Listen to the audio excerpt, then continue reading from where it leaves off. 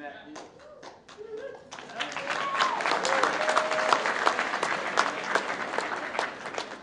that capacity, it's my privilege to welcome you all here to the first annual Day 1 ceremony. I found that there's a lot to be learned from the game of baseball.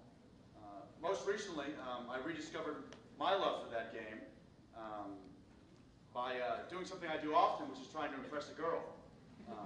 I had a crush on this girl. She really liked baseball, so I figured I would get to know everything that there was to know about baseball. Players, ballparks, her favorite teams. And by the end of it, I pretty much knew more about the Boston Red Sox than she or anyone else did.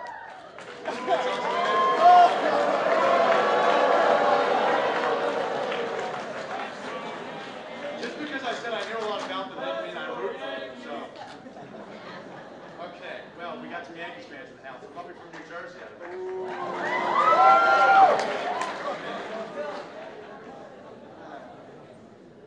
In this process of discovery about the game of baseball, I learned, ironically, through this game, I learned what is most important to a college student, to any college student, and that's having the confidence to be yourself and having the courage to be yourself no matter what the environment or circumstance may be.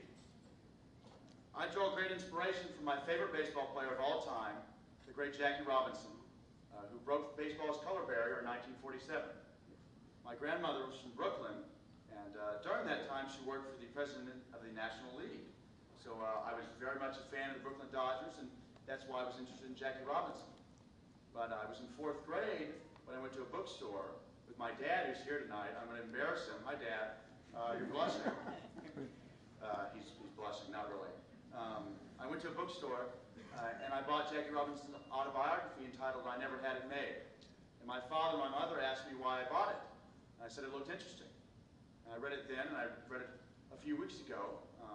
And it's a little bit more than interesting, because that book helped me change my life. Helped me talk about situations and circumstances which have been difficult for me to talk about before. And it gave me pride and confidence to do so.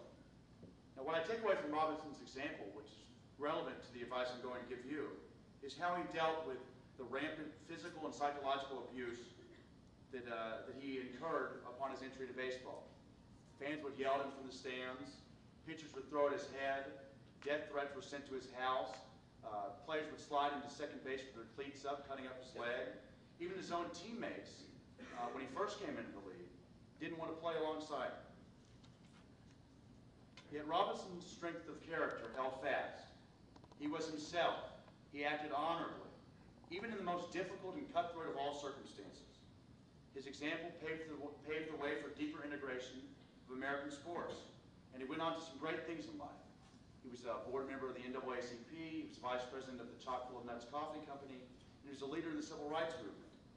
Now, none of this would have been possible had he not just had the courage to be himself and to remain true to his ideals in doing so.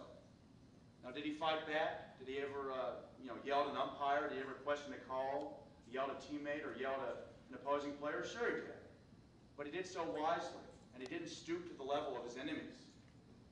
Now, take note of the following passage, which is taken from Robinson's autobiography and details an account of his first meeting with Dodgers president Branch Rickey, the man who signed Robinson to his first contract. Robinson writes, "I looked at Mr. Rickey guardedly, and in that second, I was looking at him not as a partner in a great experiment, but as the enemy, a white man. I had a question, and it was the age-old one, about whether or not to sell your birthright. Mr. Rickey, I asked, are you looking for a Negro who is afraid to fight back?" I will never forget the way he exploded. "Robinson," he said, "I'm looking for a ball player with the guts not to fight back." Now, chances are high, and I've been here 3 years, or 2 years actually. I can't believe it's already been 2 years, but that's the sad reality of life. But chances are extremely high that not everybody you meet here will subscribe to your point of view. They either will not agree, or they may even oppose you just for who you are, or who more appropriately they think you are. Now, don't let that get to you. Stick to your guns and let people know what you're passionate about in life. Transform that passion into action, as so many others have done here at Georgetown. If you look at the Corps, if you look at the credit union, if you look at any other number of student organizations, students in the eating disorders. If you look at my friend Marcus Howard, started his own company last week. These are all people who accomplished great success because they weren't afraid to be themselves. Follow their example. Jackie Robinson stuck to his guns. He did some great things in life. I mean, the world is endless. The possibilities are endless if you just be yourself, remain true to your ideals, and don't stand on the sidelines. Thank you.